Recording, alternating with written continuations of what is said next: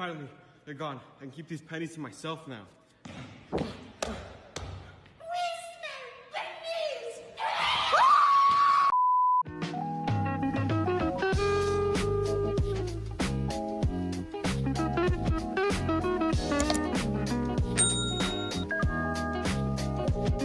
Hello everybody, my name is Moon and welcome back to my channel. So today we're for once looking at a November roadmap that actually ends in November. Thank God, Jesus. It's been 84 years. As for the chaosicity of this month, it just depends on where you look at it, but it's not to the point where literally it feels overwhelming, so it should be okay. Hopefully this at least comes out either on the day December the month starts or before December stuff really starts, but it's probably gonna come out on the day it actually starts or after, because I know how my ass is with stuff. So without further ado, let's get on to the first 2 weeks that are really short as fuck.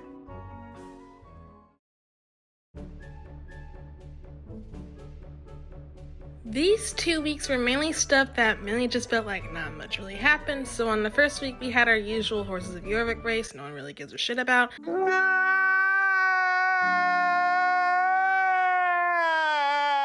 And we had a quest where Herman finally goes home after rescuing his ass from GD and Epona after a long ass time. So let's get on with the recap.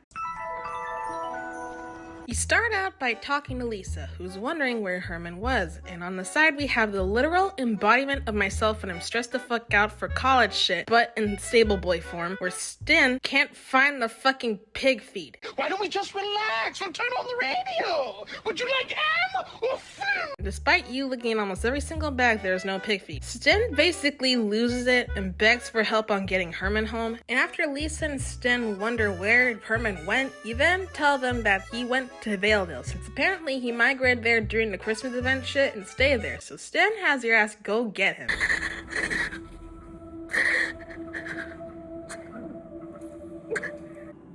Don't let her go. Don't let her go.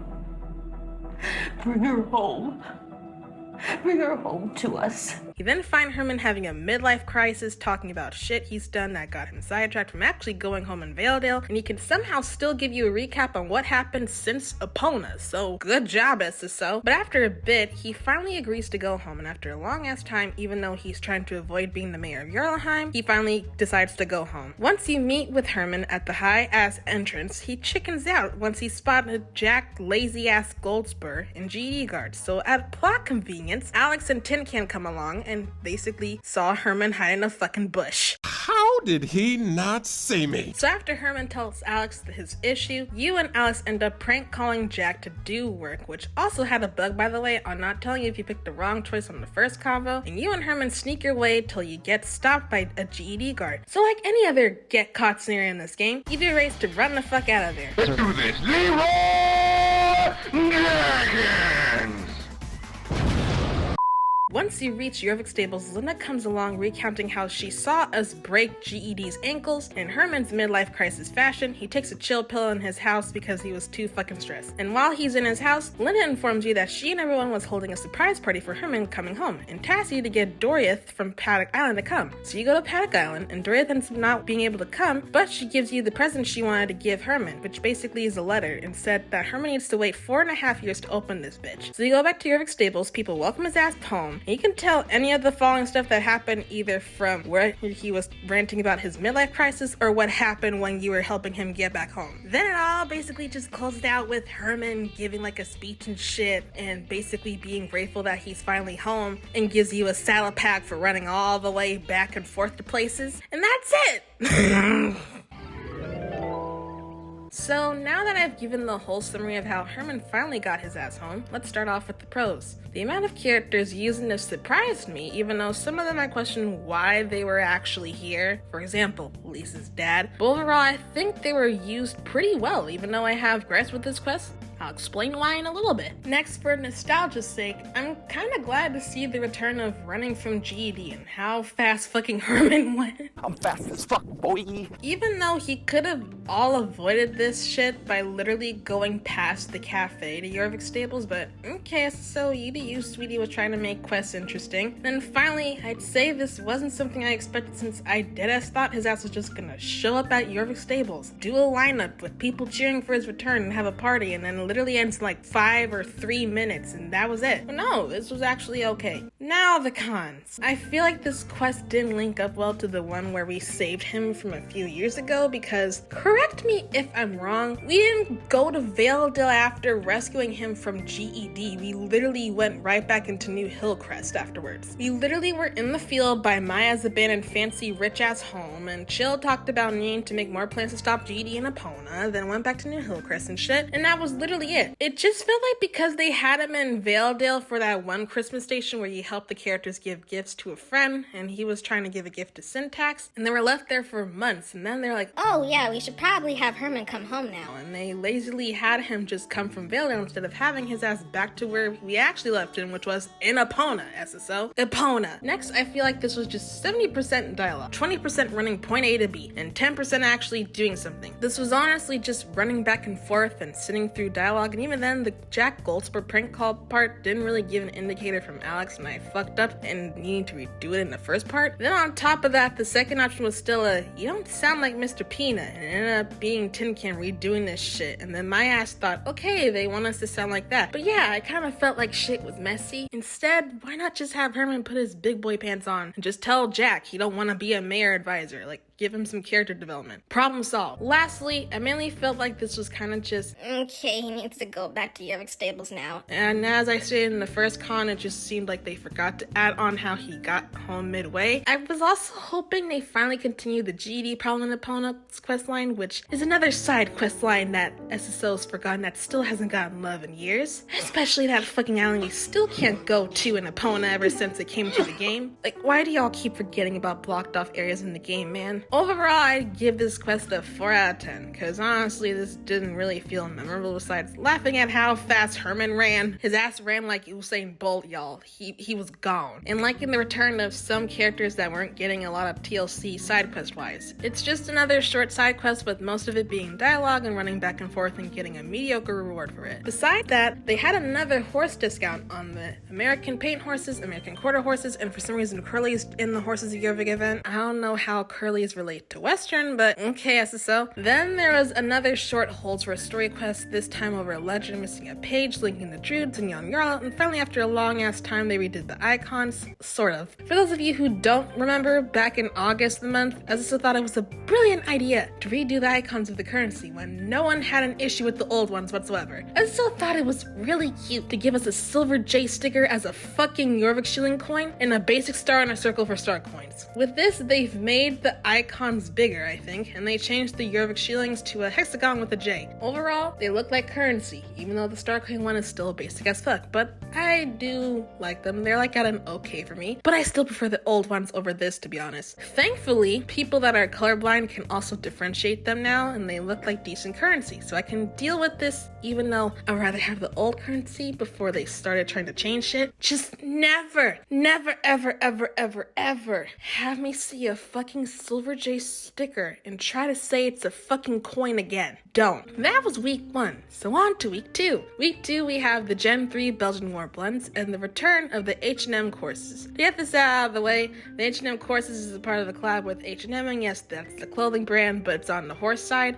They did this last year where they made fancy jumps for a show jumping race, and this time they have the old one and new one, so double the horse XP. There's also links to the Belgian Warmbloods because we have for the first time a collab horse that's based off of an actual equestrian competition horse called H&M All In, which is this sexy ass bay right here. Basically, he's owned by Patrick Fredrickson, which we'll get into that. In fashion, they got his horse in the game. As for the Belgian Warbloods themselves, I give them an eye. Are they the best? Not really. But are they shitty? No, not really. I only really like a few coats in this, which is the H&M one, the light gray / white one, the black, and this chestnut. They're all mainly solid colors, so if you're expecting any fancy ass coat patterns, this is what you get. Oddly enough, people have also pointed point out how they're not as detailed like the other coats, especially since this looks like this was made by the same person who did the Pacifinos, Frisians, Icelandics, and Finn horses. I'll explain why. And the other thing people point out is how similar they were to other coats. For example, this one is similar to the Pacifino shading compared to other breeds as seen here. The Andalusians and Napstrupers are similar breeds, but they're unique because of their details. Same goes for Nami's breeds like the Arabian, American Paint Horse, and even the Appaloosa. They're unique in how they're detailed. Even though I don't really like the Appaloosas that much, I do agree that some of the good coats that I like are actually detailed. It just looks really obvious that they copy-pasted the shading onto the horse, bruh. I get that horses have the same coats on different breeds, but like put in some effort, bruh. Animation-wise, the Belgians are okay. Most of the idle animations are fine, except this disgusting opera mouth.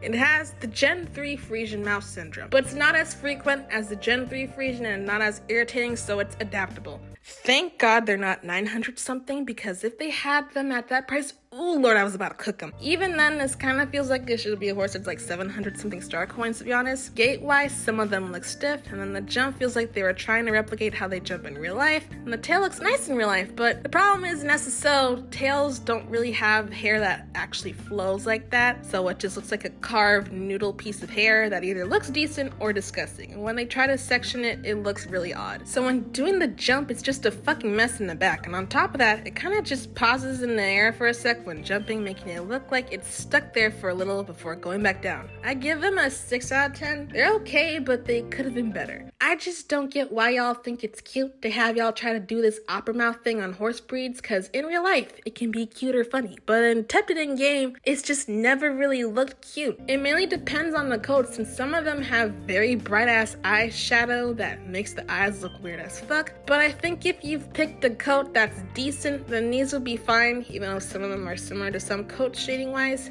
even sometimes straight up replicated in some. I can deal with it. You're lucky the opera mouth and the gaits are not a problem to where I need to run away like the Gen 3 Frisian, because if that opera mouth idle happened every second like the Gen 3 Frisian, I was gonna lose it. As for the semi-chaos part of this, SSO posted on Instagram a showcase on the in-real-life version of H&M All In with his owner Patrick Fredrickson, and the problem is some of the pictures show shitty bridle placement, especially in the noseband and the bit. And to further understand why a lot of people have an issue with this is because basically what this does is that with the noseband that high, it affects the breathing of the horse, and with that kind of bit, it mainly affects the head placement, which makes it look really painful as fuck. And a lot of people spoke up on how Fredrickson was doing this and his Instagram pictures didn't help that much either. SSO in copy-pasted fashion respond to everyone saying that Frederick cared about his horses and that the timing was really bad in the picture when it was taken, and that's sort of damage control shit. This didn't really create a big enough uproar because I didn't really find out about this shit till like a week after this happened or so, but I think overall SSO should have been careful with who they choose, and on top of that, I don't think they should have copy-pasted damage control shit. They should have owned up to it, along with Fredrickson, then this probably could have gone smoother instead of acting like it didn't happen. Next, we got new clothes again, and new tack that's only for the fucking Belgian warm blood. I understand they gotta take time to retrofit everything, but I think they should have just had a small amount of tack retrofit on the Gen 3s first, like all of them, instead of pushing out new tack constantly that only fits like one or a few horses. And it's also just expensive as fuck, so what's the point of getting it if it only fits on one horse or a couple? It just also feels like you're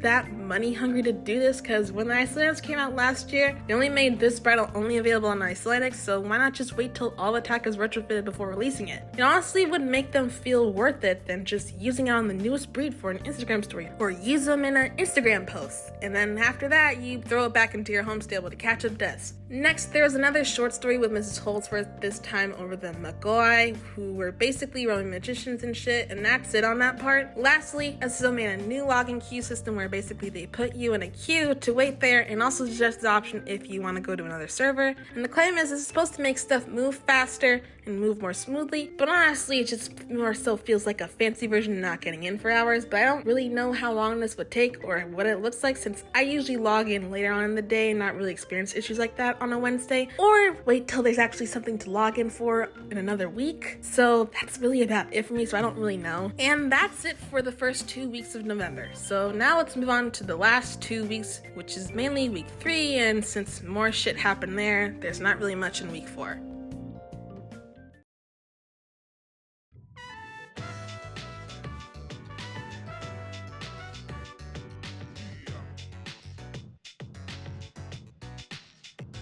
Well, ladies, gents, and non-binary buds, we got ourselves another main story quest. So this was a roller coaster of emotions because along the way, your girl encountered bugs, 2 of which made me relog, and one of them had me relog a shit ton. Oh my god! Oh jeez, oh my god! So without further ado, let's get on to the recap. The quest starts off with Holdsworth doing another report and Alice complaining about it like a baby. Regardless, Holdsworth shares the ancient tea anyways. Basically, in short, the report mentions a life warden primitive seed that was given to Jan Jarl. In midway, Beatrix wants to race you on Concord, so after you break her ankles, Beatrix crashes into a bookshelf.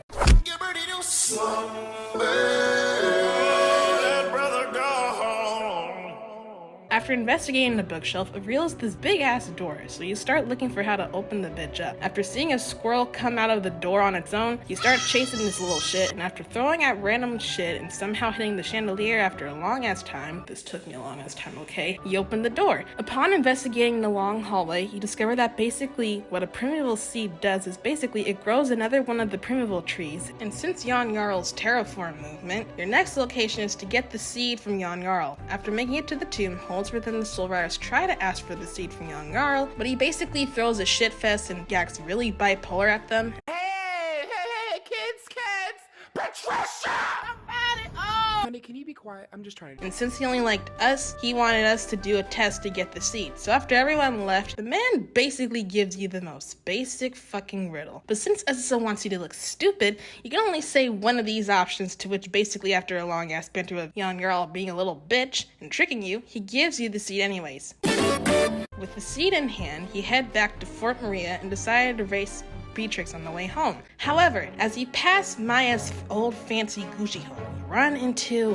God, Jesus. The Dark Riders.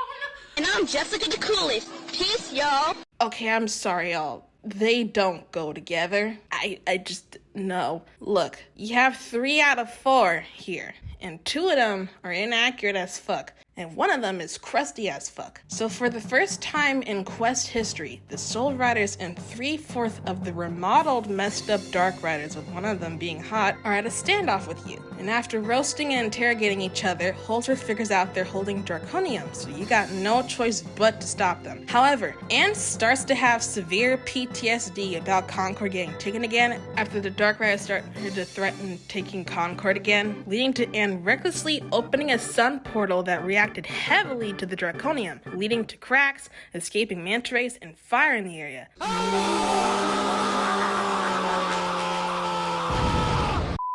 Then as shit starts to go down, the Vala Witch appears out of thin air and has the portal open for the Soul Riders, Holdsworth, and yourself. And after Holdsworth interrogates the Vala Witch to see if it's safe, she reveals that her name is Siffy. So when trying to run to the damn portal, everyone but your ass managed to make it through, leaving your ass behind, and you're stuck with the Dark Riders. After another roasting and arguing match, you all come to a truce and start to try to fix the shit that's about to blow up Jorvik. So now, you're working with them temporarily. With funky ass Jessica, you round up the manta rays even though she wants to kill everything. Kaja, you get rid of the hyperactive balls in the area. And keep in mind, Kaja decides to take some shit for her chemistry set. We'll come back to that point later. And crusty ass Sabine. Y'all need to understand how much this fucking part made me almost want to quit this quest. This bitch wants you to close the cracks. You know, kind of like nostalgia like you did back in the day and catch Dark Seekers as well. The problem is, this part is buggy as fuck, depending on what you end up doing. After after you get the first Dark Seeker, if you follow Sabine as instructed, this bitch will lead you to a getting fucking stuck in the loading bar glitch of closing the damn crack where you can't move or click on anything. And this happened to me 4 fucking times. Till on the 5th try, I realized I just need to do the ones that are circled on the minimap, which is nowhere near Sabine, by the way. And I never wanted to throw something than this moment. I was 4/5 away from wanting to rant about this part of the damn quest because I was so close to just being like, fuck it, this shit is too buggy and game breaking. I can't do it. But you best believe, if that other idea never worked and it just happened at every crack, I would have been livid.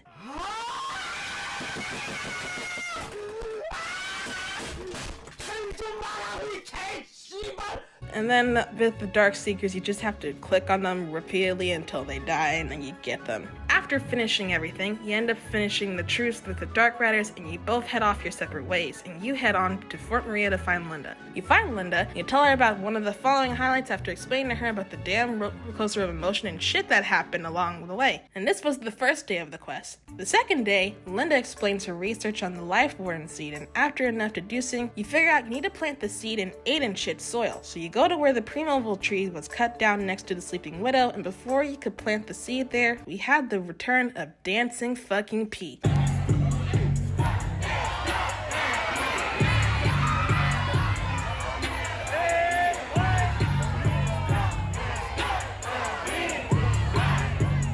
I know it's pronounced pie, but my ass says P because that's what I called her as a kid. And her ass is crusty. So until she's no longer crusty, I will fucking call her P and not pie. P decides to help your ass after getting over her raw chicken's fear syndrome, so you spread some ashes and then you plant the seed on top of the tree stump. Before you can admire the seed, Kaja fucking appears from behind, and the way I was positioned, my ass literally had to turn around because I couldn't find this bitch. Kaja then recounts that she's made an experiment with the draconium that she picked up, which if you don't remember, this was where she was basically picking up leftover shit when you were doing shit with her. And she basically made a spinning attack ring like it was Kaya's ice ring in Genshin Impact, and is basically gonna try to whoop your ass with it like a belt. Is that the Grim Reaper? Linda basically makes you fight this bitch because Kaja can't get near the damn seed. So after breaking crystals and going over 3 moon sigils Linda places for you and charge your ass 3 times, you beat her ass. However, Kaja tries to throw a huge ass chunk of ice after finding out about the seed. But because this bitch face the black and bugs the fuck out, I relogged and I thought that it was fucking buggy as hell and had to do the whole conversation again till I realized you had to actually click the screen or else your screen is fucking black the whole time. This was buggy as fuck. I'm so sorry, y'all. It was a rough day. It was a rough day. Then out of nowhere, Lisa and Starshine appears. And basically, y'all stand up to Kaja. And basically, since Kaja's outnumbered, her ass retreats. Y'all then admire the seedling. And even though P realized midway it was a Life Warden, which was also a golden apple tree, you then start touching bases. The group has now concluded they gotta go to Devil's Gap to get Holdsworth, Anne, and everyone else back, since Lisa and Starshine were the only ones launched the fuck back to another area of Jorvik that's not Devil's Gap. So as you all watch the seed, a sneak peek of shit was growing in the fucking corridor room you found in Fort Maria, and that concludes this main story quest. So this quest surprised me a shit ton. I think definitely out of all the main quests, this was probably the best main quest that they put out this year. However, it was more of an okay, we're having some new stuff in here, okay, you go off, but I feel like it could have been better. First off, the pros. A lot of characters are used, and since this is the first time all 3 of the remodeled Dark Riders of this game has appeared all next to each other in a quest, I especially loved Kaja because this was the shit I was looking for from Kaja in the Rainbow Festival because she sounded like a threat, and this bitch was definitely the most intimidating out of the 3 and fucking blew Jessica's performance from the last quest. And also, she's probably the most crazy bitch considering this bitch fucking tracked you down to kill you. Bitch, I hope the fuck you do. You'll be a dead son of a bitch, I tell you that. Next, the lore was interesting, and I loved the new corridor room discovered in Fort Maria. I can't wait to see what's gonna happen next in this quest so I can find out more lore about this shit. Next, I enjoyed the Kaja boss fight for the most part, but I do feel like it could have been better if it wasn't Kaja just auto-running in circles, and instead they could have had her actually come at you like an actual boss, and not just auto-run in a circle and you have to dodge her. It also took an existing concept and made it different for once, so it wasn't always pick up orbs and charge. And lastly, finally some fucking action shit. Dear God, from the standoff, even though it was kind of anticlimactic for a little bit for being too long, to the chaos in New Hillcrest, to the twist of having to work with them, it was actually interesting. Now to the cons, which is mostly from my frustration with the bugs and shit. This was buggy, but it wasn't the worst I've seen. It was probably the worst bugs I've encountered quest-wise, but it wasn't the worst bugs I ever had in SSO. The bugs with Sabine's quest actually has been there since it actually came out, so this shit was still not fixed after a while. Then the manta rays can actually block your viewpoint for a bit when you grab them, so you have to constantly turn and shit. There was also a bug outside of this quest where in Starshine and Valedale there was a patch of black and yellow checker path. And lastly, the Kaja blast screen needed a click bug. Next to go with that, I feel like there wasn't any cues on some stuff, such as needing to click again when Kaja tries to yeet a fucking ice cube at you. And I don't think there's a way to see her throw it. It just faded to black. Or with the shit with Sabine, you couldn't really fucking tell you need to do shit that's not with Sabine and proceed in the quest. It just felt really messy in those two sections, in all honesty. Next, I feel like some of the dialogue was a mess, from bipolar Jan Jarl to a dysfunctional Dark Riders group. However, the dialogue wasn't a huge pain in the ass this time around. It was just mainly those two sections. Next, I felt like there were moments that were just rushed to oblivion, specifically with the Sif Vala Witch to Anne's portal disaster to even some of the cutscenes being anticlimactic either because of being bugged, having no cues of what's happening, or it was too long. And lastly, I still hate the fucking remodels of crusty ass Sabine and funky ass Jessica. I also kind of felt like the animations of Sabine, or some of them just with casting spells in general, either looked like one of those car floaty things you see in like a car dealer's park, you know, these things, or it just looked awkward or it was messy. Some of them did a good job animation wise, casting wise, but some of them, what is this? But hopefully it's a little bit more fine-tuned, but I highly doubt it though, because this is SSO we're talking about. And my ass will still fight for a fucking redo on everyone except Kaja, because Kaja still looks fucking good. Overall, despite the gripes I had, this quest is getting a 7.85 out of 10, which if you notice from the last score I gave on the main quest, the last main quest before this was a 7.75 out of 10. So you increased the 0.10 SSO, good job. SSO, you're definitely getting a little bit better with the main story quest again. Just mainly need a bit more, and then we got ourselves an action and motion feeling quest again like before. Just please fix the bugs in this game quickly for once. Please. Besides the main quest for the first time, SSO decided to do a Black Friday in-game sale of 4 breeds and some clothes. The horses they chose were the Jorvik Warmblood, Arabians, Icelandics, and Gen 2 Mustangs. I feel like everything except the Gen 2 Mustangs was worth it, because these are Gen 3 horses that are normally expensive, unless if you wanted the Mustang for nostalgia, since they were pretty cheap. Which is why I got an Icelandic, now named Domino.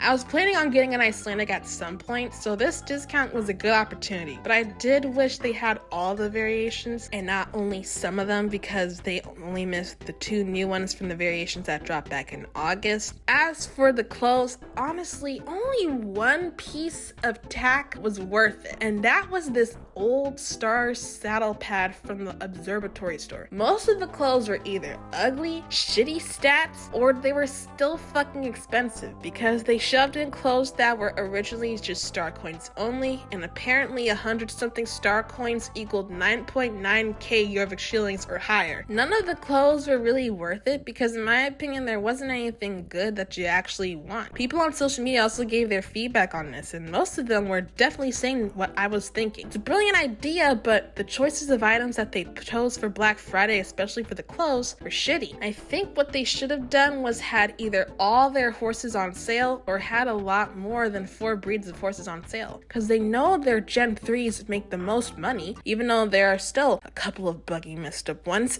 the Gen 3 Frisian. So this would have been a good opportunity for a lot of the Gen 3s to be on sale. For clothes, they just felt way too expensive and not really something worth a Black Friday sale. They should have either made them cheaper or had a bigger selection of good, new, and old clothes people loved at an actual cheap price to buy, instead of thinking it was cute to shove in a lot of ugly or shitty or old new items, with only one being actually cheap and they were actually worth it. Whereas the few good pieces that were in here were also just expensive as fuck. For example, they had like some of the Western tech in here, expensive as fuck still. It just overall felt like they missed the opportunity to have good shit on a Black Friday sale period. Thanks for the free 7-day stable care though, and also cheap horses. SSO also thought it was a good idea to lower the restrictions for Epona, but the thing is, I don't really see anyone complain about it unless if it was buggy for them, so it's just, once again, another thing SSO dumbed down instead of looking to see if it was actually buggy in some places instead. And lastly, for week 3, they made some new adjustments to 3 things actually. One was redoing the dock at South Hoof, which is cute, but I would say it's kind of messy in some places, but it's alright. Had new mailboxes, and then they replaced the phone noise with this iPhone wannabe click noise, which